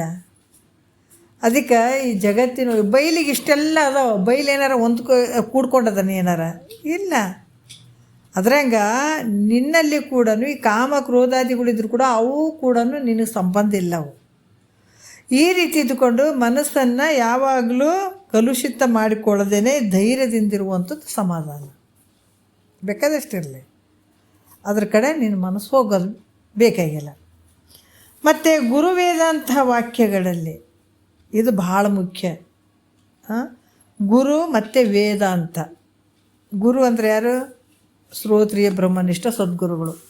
ಆತ ನಿನ್ನನ್ನು ಕತ್ತಲೆಯಿಂದ ಬೆಳಕಿಗೆ ತರ್ತಾನೆ, ನಿನ್ನ ದುಃಖದಿಂದ ಪಾರು ಮಾಡ್ತಾನೆ, ಅಜ್ಞಾನದಿಂದ ಎಚ್ಚರಿಕೆ ಮಾಡ್ತಾನೆ. ಸದ್ಗುರುನಾಥ ಸುಮ್ಮನೆ ಅಲ್ಲ. ಭಾಳ ಚೆನ್ನಾಗಿ ಹೇಳ್ತಾರೆ. ಏನು ಹೇಳ್ತಾರೆ? ನಮ್ಮ ಗುರು ಒಬ್ಬತ್ತದನ್ರಿ, ಮತ್ತು ಬೇರೆ ಬೇರೆ ಇವರೆಲ್ಲ ಹೇಳ್ತಾರಂದ್ರೆ ನಾವು ಯಾಕೆ ಕೇಳ್ಬೇಕ್ರಿ? ಗುರುಗಳು ಹೋಗಿಬಿಟ್ಟಿರ್ತಾರೆ, ಉಪದೇಶ ಕೊಟ್ಟು ನಮ್ಮ ಶಿಷ್ಯರಂತ ಹೇಳ್ಕೊಂಡು ಅವರು ಹೋಗಿಬಿಟ್ಟಿರ್ತಾರೆ, ಇರೋಂಗಿಲ್ಲ. ಈಗ ಬೇರೆ ಗುರುಗಳನ್ನು ತೊಗೊಳಕ್ಕೆ, ಬೇರೆ ಗುರುಗಳು ವಿಚಾರಗಳನ್ನು ಕೇಳೋಕೆ, ಅವ್ರು ಹೇಳುವಂಥ ವಿಚಾರ ಕೇಳೋಕೆ ಇವ್ರಿಗೆ ಆಗಂಗಿಲ್ಲ. ಯಾಕಂಗಿಲ್ಲ ಅಂದ್ರೆ ನಮ್ಮ ಗುರುಗಳೇ ರೀ ನಮಗೆಲ್ಲಕ್ಕೂ ಶ್ರೇಷ್ಠ, ನಮ್ಮ ಗುರುಗಳು. ಹೌದು, ಅವರು ಮತ್ತು ನಾವು ಯಾಕೆ ಇವ್ರ ಗುರುಗಳು ಬಾಯಲ್ಲಿ ಕೇಳಬೇಕ್ರಿ ಅಂತ ಈ ಥರ ಜನ್ಮ ನಷ್ಟ ಮಾಡ್ಕೋತಾರೆ. ಯಾಕಂದ್ರೆ ಗುರು ನಾಮರೂಪದಿಂದ ಬೇರೆ ಇರ್ಬೋದು, ಒಳಗಡೆ ಇರುವಂಥ ಚೈತನ್ಯ ಸ್ವರೂಪ, ಅರಿವಿನ ಸ್ವರೂಪ ಒಂದೇ ಇರುವಂಥದ್ದು.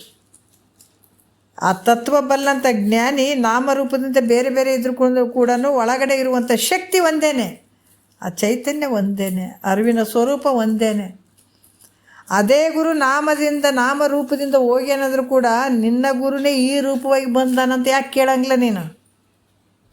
ಅಜ್ಞಾನ ಕಾಲದಲ್ಲಿ ನಾಮರೂಪ ಇರ್ತದ, ಆದರೆ ಒಳಗಡೆ ಇರುವಂಥ ಆತ್ಮ ಚೈತನ್ಯ ಒಂದೇ. ಆತನ ಬಳಿ ಇರುವಂಥ ಶಕ್ತಿ ಈತನ ಬಳಿ ಇರುವಂಥದ್ದು ಒಂದೇ, ಒಳಗಡೆ ಇರುವಂಥದ್ದು.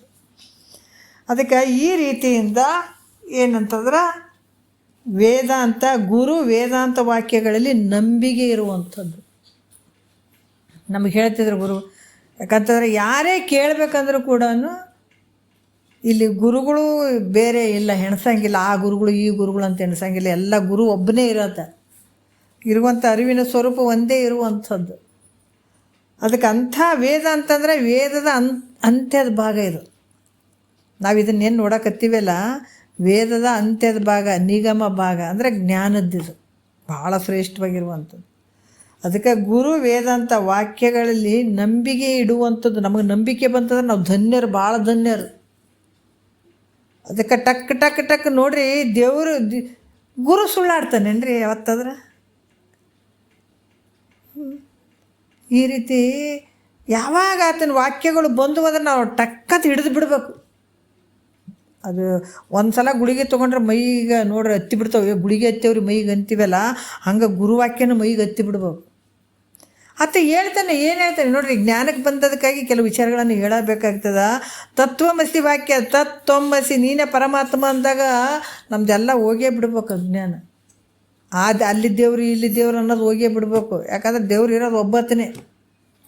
ಆ ದೇವ್ರು ಎಲ್ಲಿ ಅದಾನಂದ್ರೆ ನಿನ್ನ ಸ್ವರೂಪದಾಗೆ ಅದಾನಂತ, ಏನು ಬೇರೆ ಅದ ನಾನು ಎಲ್ಲಾರ ಎಲ್ಲಿಲ್ಲ. ಹುಡುಕು, ನಿಧಿ ಎಲ್ಲಿಲ್ಲ, ಒಳಗಡೆನೇ ಅದು, ಹೊರಗಡೆ ಎಲ್ಲೂ ಇಲ್ಲ, ನಿನ್ನ ಮನೆಗೆ ಅದನ್ನು ನೀನು ಹೆಂಗೆ ಮಾಡ್ಬೇಕು? ಅದಕ್ಕೆ ಆದಂತ ಕುಂತರೂ ನಡೆಯಂಗಿಲ್ಲ, ಅದನ್ನು ತೋಡ್ಬೇಕಾಗ್ತದೆ.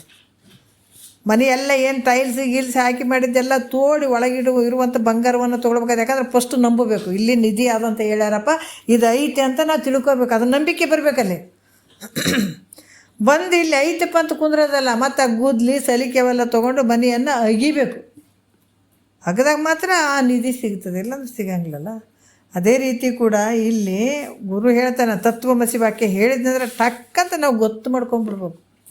ನಾವು ಅರ್ಥ ಮಾಡ್ಕೋಬೇಕು. ನೋಡ್ರಿ, ಪರಿಪೂರ್ಣ ಅದನ್ನು ಪರಮಾತ್ಮ ಅಂದಾಗ ನಾವೆಲ್ಲ ಗುಡಿಯಾಗ ಹೋಗಿಸಿ ಮತ್ತು ನಾವು ಆ ಭಕ್ತಿ ಅಂದರೆ ಆ ಭಾವ ಇಟ್ಕೊಂಡು ಇಷ್ಟೇ ಅದನ್ನು ಪರಮಾತ್ಮ ಇಲ್ಲೇ ಅದನ್ನಂತ, ದೇವ್ರು ಇಲ್ಲೇ ಆದಂತ ನಾವು ನೋಡೋಕ್ಕಾಗ್ತದ? ಯಾಕೆ ಆಲ್ರೆಡಿ ಕಿವಿಯಾಗ ಬಿದ್ದವ ಗುರುವಾಕ್ಯ. ಮತ್ತು ಸುಳ್ಳಾಡ್ಯ ನಾನು ಆಟ ಆಡೋಕ್ಕಾಡ ಹೇಳಕತ್ತೆ ನನ್ನತ್ತ ಹಂಗೆ ಹೇಳಂಗಿಲ್ಲ. ಪರಮಾತ್ಮ ಹೇಳಿದಂಥ ವಾಕ್ಯಗಳನ್ನು ಗುರು ಹೇಳಕತ್ತೇನೆ. ಮತ್ತು ನೀನು ಇದನ್ನ ಮಾತನ್ನು ನಂಬಲಿಲ್ಲ ಅಂದ್ರೆ ನೀನು ಯಾರು ಬರೀ ಸತ್ತೋಗೋರು ಮಾತು ನಂಬುತ್ತೇನೆ ನೀನು? ಎಲ್ಲ ನಿನ್ನ ದುಃಖಕ್ಕೆ ತಳ್ಳೋರೇ ಅದಾರ ನಿನ್ನ ಸುತ್ತಮುತ್ತ. ನೀ ತಿಳ್ಕೊಂಡಿರ್ಬೇಕು, ಗುರು ಒಬ್ಬನೇ ನಿನ್ನ ದುಃಖದಿಂದ ಪಾರು ಮಾಡವ. ನಿನ್ನ ಸುತ್ತಮುತ್ತ ಏನು ಅದಾರ ಓಸು ನಿನ್ನ ದುಃಖಕ್ಕೆ ತೊಗೊಂಡು ಹೋಗವದಾವು. ಎಷ್ಟು ಜನ್ಮ ಬಂದರೂ ಕೂಡ ಎದ್ದು ಬರಲಾರ್ದಂಥ ದುಃಖಕ್ಕೆ ತೊಗೊಂಡು ಹೋಗೋಂಥವು ಅದಾವ ನಿನ್ನ ಜೊತೆ ಇರೋಂಥವೆಲ್ಲಷ್ಟು. ಆದರೆ ಗುರು ಒಬ್ಬವನ್ನೇ ಬಡ್ದಾಡ್ತಾನೆ, ನಿನ್ನ ಸಲುವಾಗಿ ಹುಟ್ಟಿ ಬಂದಿದ್ದೀವಿ ಭೂಮಿಗೆ, ಇದರಿಂದ ಪಾರಾಗು. ಯಾರು ನಿನ್ನವರೆಲ್ಲ ಸತಿ ಸುತರು ನನ್ನವರೆಂದು ನೆಚ್ಚಿರುವೆ, ಮರಣ ಕಾಲದಿ ನಿನ್ನ ಹಿಂದೆ ಬೇರೆ ಇರುವ ದ್ರವ್ಯವೆಲ್ಲವನ್ನು ಕೊಟ್ಟು ಕಳಿಸುವರೆ ಯಮಪುರದ ಬಾಧೆಯನ್ನು ಬಂದು ಬಿಡಿಸಿಕೊಂಬುವರೆ ಅಂತ ಹೇಳ್ತಾರೆ. ಯಾವ ರೊಕ್ಕ ರೂಪಾಯಿ ಮಾಡಿದ್ರು ಕೂಡ ಅವನು ನನಗೆ ಇಷ್ಟು ದುಡ್ದು ಕೇಸ್ ನಾನು ಆಲ್ಮರೆಗೆ ಇಟ್ಟಿದ್ಯಪ್ಪ, ನಾನು ಬರ್ತೀನಿ ಅಂತ ನೀನು ರೊಕ್ಕ ರೂಪಾಯಿ ಆಸ್ತಿ ಅಂತ ಯಾವ ನಿನ್ನಿಂದ ಬರೋಂಗಿಲ್ಲ. ನಮ್ಮ ಸಲಾಗಿ ಇಷ್ಟೆಲ್ಲ ಮಾಡಿದ್ದೀನಿ, ನಿನ್ನ ಜೊತೆ ನಾವು ಬರ್ತೀವಿ ಅಂತ ಹೆಂಡ್ತಿ ಮಕ್ಕಳು ಯಾರೂ ಬರೋಂಗಿಲ್ಲ. ಹೊಡಿಬೇಡಪ್ಪೋ, ಯಮಧರ್ಮಕ್ಕೆ ಹೊಡಿಬೇಡಪ್ಪೋ, ನಮ್ಮ ಸಲಾಗಿ ಇಷ್ಟೆಲ್ಲ ದುಡ್ದು ಮಾಡಿ ಎಲ್ಲ ಹೋಗ್ಯಾನ, ಹೊಡಿಬೇಡ ಅಂತ ಏನಾರು ಬಂದು ಬಿಡಿಸ್ಕೊಳ್ತಾರನ್ನ ಅವರು? ಯಾರೂ ಬಿಡಿಸ್ಬಿಡಂಗಿಲ್ಲ. ನಿನ್ನ ಕಷ್ಟ ನಿನಗೇ ಗೊತ್ತದು. ಅದಕ್ಕೆ ಇವ್ರನ್ನ ಯಾರು ನಂಬಬೇಡಪ್ಪ. ಸದ್ಗುರು ವಾಕ್ಯನ ನಂಬಂಥದ್ದು ಅದು ನೋಡಿ. ಇದನ್ನು ಪೂರ್ತಿ ನಂಬಿಬಿಡು ನೀನು, ಈ ಜನ್ಮನ ಸಾರ್ಥಕ ಮಾಡ್ಕೊಂಡು ನಂಬಿ. ಅದಕ್ಕೆ ಗುರು ಮತ್ತು ವೇದಾಂತ ವಾಕ್ಯಗಳಲ್ಲಿ ನಂಬಿಕೆ ಬರುವಂಥದ್ದು ಭಾಳ ಮುಖ್ಯ.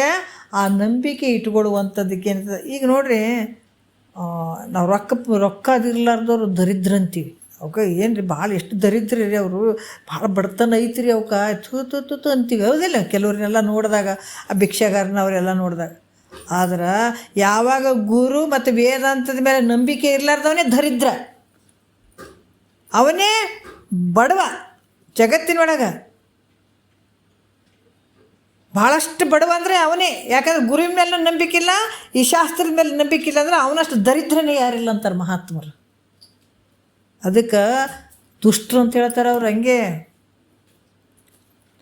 ಏನು ಹೇಳ್ತಾರೆ ಅವರು, ಇಷ್ಟರ ಸಂಗವ ಮಾಡದಿದ್ದರೆ ಎನಗೆ ಆಣೆ ರಂಗ, ದುಷ್ಟರ ಸಂಗವ ಬಿಡಿಸದಿದ್ದರೆ ನಿನಗೆ ಆಣೆ. ಅವೆಲ್ಲ ನಮ್ಮ ಸುತ್ತಮುತ್ತ ಅದಾವ ನೋಡಪ್ಪ. ಯಪ್ಪ ಏನು ಮಾಡಬೇಕು, ಎದ್ರಾವೇ ಅದಾವ, ಬಿದ್ರಾವೇ ಅದಾವ, ಮುಂಜಾನೆ ಅವಕ್ಕ ನೋಡ್ಬೇಕೆಲ್ಲ ಅಷ್ಟು ಒಬ್ಬರಿ ತಮ್ಮ ಲೆಕ್ಕದಾಗ ತಾವಿರ್ತಾವ. ಇಂಥವ್ರ ಸಂಘನೇ ನನಗೆ ಭಾಳ ಅದಪ್ಪ. ಯಪ್ಪ ನೀನೇ ಬಿಡಿಸೋ ತಂದೆ ಇವ್ರ ಸಂಘ ಅಂತ ಬೇಡ್ಕೊಳ್ತಾರವರು.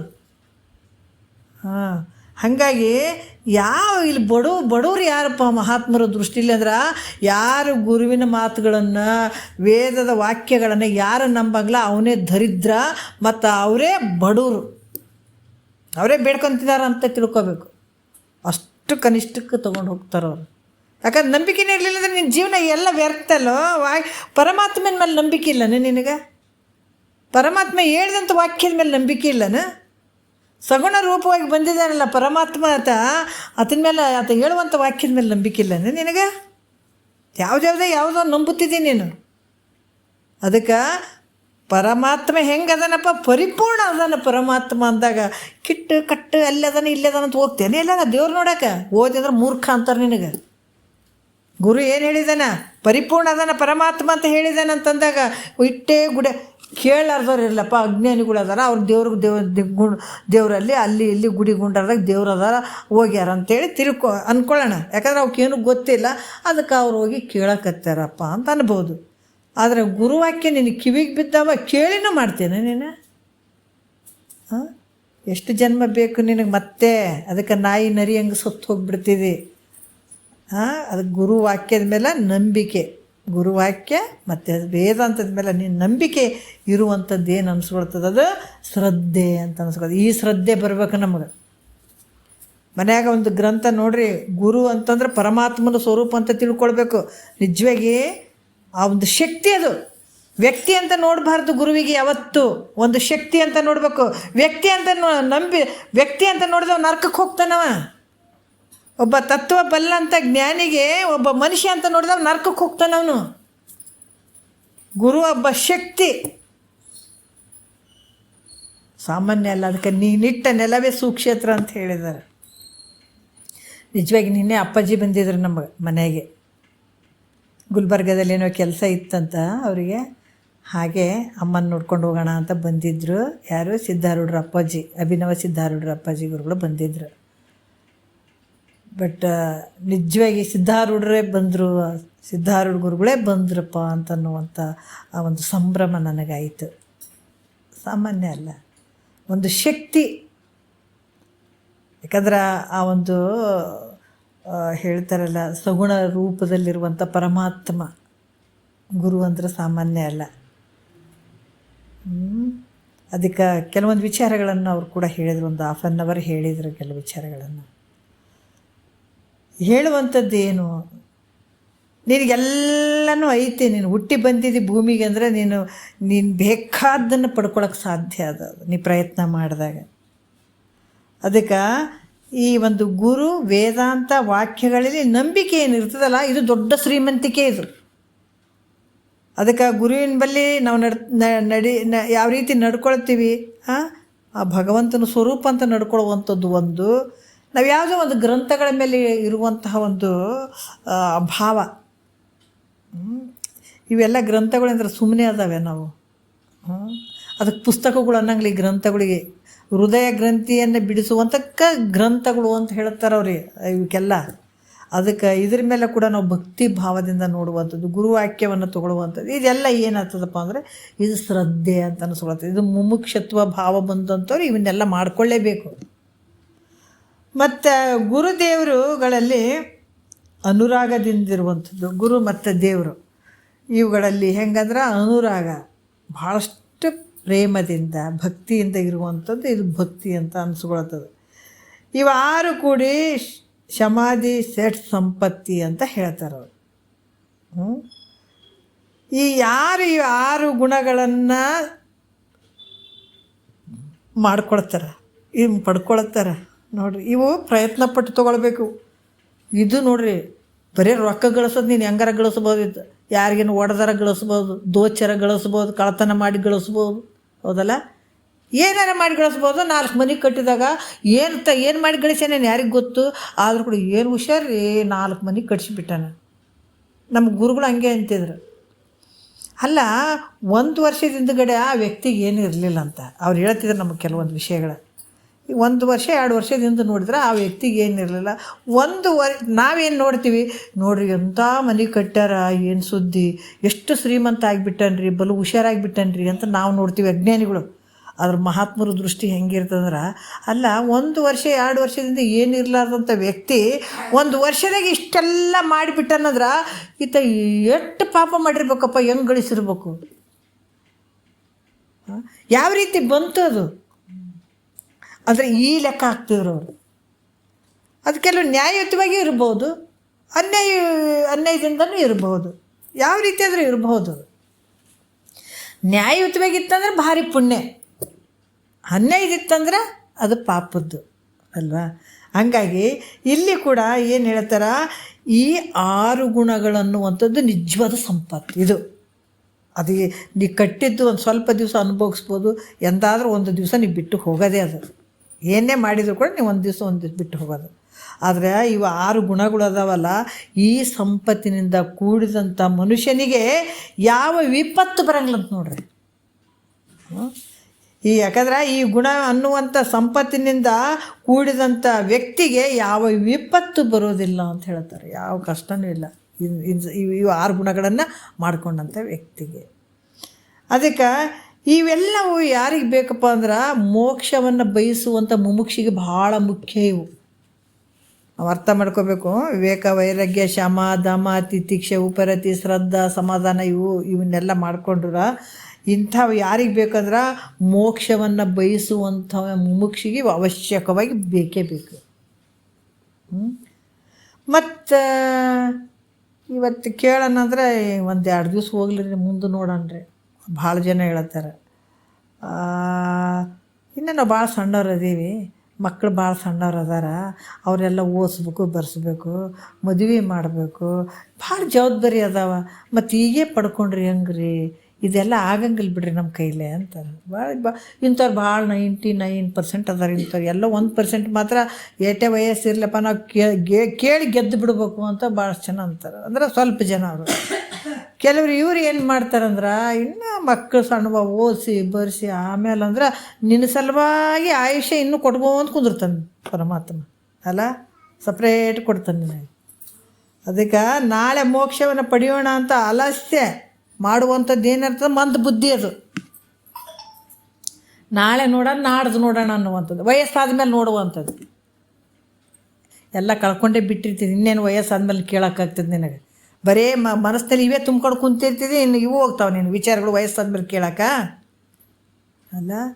ಅದಕ್ಕೆ ಈ ಮೋಕ್ಷವನ್ನು ಪಡಿಬೇಕನ್ನುವಂಥದ್ದನ್ನು ನಾಳೆ ನೋಡೋಣ ನಾಡ್ದು ನೋಡೋಂಥ ಅಲಕ್ಷ್ಯವನ್ನು ಮಾಡುವಂಥದ್ದು ಏನಂತಂದ್ರೆ ಮಂದ ಬುದ್ಧಿ ಅದು. ಅದಕ್ಕೆ ಇಲ್ಲಿ ಕೂಡ ಏನು ಹೇಳ್ತಾರೆ, ಈ ರೀತಿಯಾಗಿ ಹೇಳುವಂಥದ್ದು, ಈ ದೇಹ ಕೂಡ ಮುಂದೆ ನೋಡೋಣ ಅಂತಂದರೆ ಇದು ಶಾಶ್ವತ ಐತೇನಂದರೆ ಇಲ್ಲ. ಇದು ಯಾವಾಗಾದರೂ ಒಂದು ಸಲ ಇದು ಹೋಗುವಂಥದ್ದು. ಅದರಿಂದ ಗುರುಗಳನ್ನು ಹೊಂದಿ ಈಗಲೇ, ಅದಕ್ಕೆ ಅಂದು ಎಂದೆನ್ನದೆ ಬಂಧನ ಕಳಿಯೋ, ತಂದೆ ಮಾರ್ತಂಡರ ಪಾದವ ಪಿಡಿಯೋ, ಬಂಧದ ವೈದ್ಯ ಶ್ರೀ ಗುರುವಿನ ಅರಿಯೋ, ಸಂಸಾರ ತಿಳಿಯೋ ನೀ ಕನಸಿನ ಪರಿಯೋ, ಕಲ್ಲು ದೇವರ ನಂಬಿ ನೀ ಕೆಡುವಿಯಲ್ಲೋ, ಬಲ್ಲಿದ ಗುರುವಿನ ನೀ ಪಡೆಯಲಿಲ್ಲೋ ಮೂರ್ಖ ಅಂತಾರವರು. ಅಂದು ಹಿಂದೆನ್ನದೆ ನೀನು ಅವಾಗ ಅನ್ಬೇಡ, ಈಗ ಅನ್ಬೇಡ, ನೀನು ಹೊಂಟು ಬಿಡು, ಗುರುವಿನ ಪಾದಕ್ಕೆ ಶರಣಾಗತನಾಗಿ ಬಿಡು. ಗುರು ಆದದ್ದು ಕೂಡ ಅವಾಗ ಬಾಯಿಗೆ ಬಂತು ಅನ್ನಬಾರ್ದು, ತಕ್ಷಣ ಹೇಳೋಕತ್ತೂ ಶುರು ಮಾಡಿಬಿಡ್ತಾನೆ. ಆತ ಯಾರು ಗೊತ್ತಾ, ಬಂಧದ ವೈದ್ಯ ಅದನ್ನತ. ನಿನಗೆ ಬಂಧನ ಏನು ಬಂಧದ, ಬಂಧನ ಅನ್ನುವಂಥ ರೋಗ ಬಂದದಲ್ಲ, ಆ ಬಂಧನಕ್ಕೆ ವೈದ್ಯ ಯಾರು, ಗುರು ಯಾರಂದ್ರೆ ಸದ್ಗುರುನಾಥನೇ. ಆ ಬಂಧ ಅನ್ನುವಂಥ ರೋಗಕ್ಕೆ ವೈದ್ಯ ಯಾರು, ಸದ್ಗುರುನಾಥ. ಆತನ ಪಾದವನ್ನು ಹಿಡ್ಕೋ. ಬಂಧದ ವೈದ್ಯ ಶ್ರೀ ಗುರುವಿನ ಅರಿವು. ಆ ಗುರುವಿನ ತಿಳ್ಕೊಂಡು ಆತನ ಪಾದಕ್ಕೆ ಶರಣಾಗತ್ತ ನಾದಿ ಅಂತಂದ್ರೆ ಈ ಸಂಸಾರ ಅನ್ನುವಂಥದ್ದು ಈ ಕನಸು ಐತಿ ನೋಡು, ಅವಾಗ ಗೊತ್ತಾಗ್ತದೆ ನೋಡ್ರಿ ನಿಮಗೆ. ಅರೆ ರೇ ರೇ ರೇ ರೇ, ನಾನು ಹೆಂಗೆ ನಂಬಿಬಿಟ್ಟಿದ್ನಪ್ಪ, ಥೂ ಥೂ ಥೂ ಥೂ ಥೂ ಥೂ, ಇರೋ ವಸ್ತುನೇ ಬೇರೆ, ನಾನು ಇರುವಂಥ ತಿಳ್ಕೊಂಡದ್ದೇ ಬೇರೆ, ಏನು ತಪ್ಪು ತಿಳ್ಕೊಂಡು ನೋಡ್ರಿ ಒಂದು ಏನಾರ ಕೆಲಸವನ್ನು ಮಾಡ್ಬೇಕಾದ್ರೆ ಭಾಳ ಮಿಸ್ಟೇಕ್ ಐತ್ರಿ, ತಪ್ಪು ಮಾಡಿದೆ ಅಂತ ಕೊನೆಯವರೆಗೂ ನಾನು ಅರಳ್ತೀವಿ ಒಂದೊಂದು ಸಲ ಒಂದೊಂದು ಕೆಲಸಕ್ಕೆ. ಅಲ್ಲ, ಇಷ್ಟು ದುಃಖ ಬಂತು ರೀ ನನಗೆ, ಅವತ್ತು ತಲೆ ಇತ್ತಂದ್ರೆ ನಾನು ಎಷ್ಟು ಮಾಡ್ತಿದ್ದೆ, ತಪ್ಪು ಬಿಟ್ಟಿನಿ ರೀ ಅಂತಿದ್ದೆ. ಆದ್ರೆ ಜನ್ಮಾಂತರದಲ್ಲಿ ತಪ್ಪು ಕೆಲಸನೇ ಮಾಡ್ಕೊತ ಬಂದಿದ್ದೀನಿ ನೀನು, ತಪ್ಪು ತಿಳುವಳಿಕೆನೇ ನಿನಗಾಗ್ಯದ ಅಂದಾಗ ಇದ್ರ ಬಗ್ಗೆ ನೀನು ವಿಚಾರ ಮಾಡಂಗಿಲ್ಲೇನ? ತಪ್ಪು ತಿಳುವಳಿಕೆ ನಿನಗೆ ಭಾಳ ಆಗ್ಯದ ಈಗ. ಅದಕ್ಕೆ ಈ ತಪ್ಪು ಏನು ತಪ್ಪು ತಿಳ್ಕೊಂಡಿದ್ದಿ, ಏನು ತಪ್ಪು ನಿನಗಾದಂತ ಅನ್ನೋದನ್ನು ಕೇಳ್ಬೇಕಾದ್ರೆ ಸದ್ಗುರುವಿಗೆ ಶರಣಾಗತನಾಗಬೇಕು. ಅವಾಗ ಗೊತ್ತಾಗ್ತದ ಸಂಸಾರ ತಿಳಿಯೋ ಇದು ಕನಸಿನ ಪರಿಯೋ, ಕನಸು ಐತಪ್ಪ ಇದು. ಹೌದ್ರಿ, ಭಾಳ ದುಃಖ ಅಂದ್ರೆ ಕೆಟ್ಟ ಕನಸು ಅನ್ಕೋ, ಭಾಳ ಸುಖ ಅಂದ್ರೆ ಚಲೋ ಕನಸು ಅಂತ ತಿಳ್ಕೊ.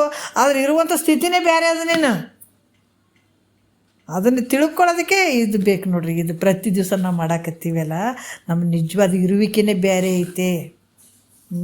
ಭಾಳಷ್ಟು ಅದ್ಭುತವಾಗಿರುವಂಥದ್ದು. ಈ ರೀತಿ ಯಾವಾಗ ಬೇಗ ಇದನ್ನು ಪಡ್ಕೊಳ್ಬೇಕು ಅನ್ನುವಂಥ ಮುಮುಕ್ಷತ್ವದಿಂದ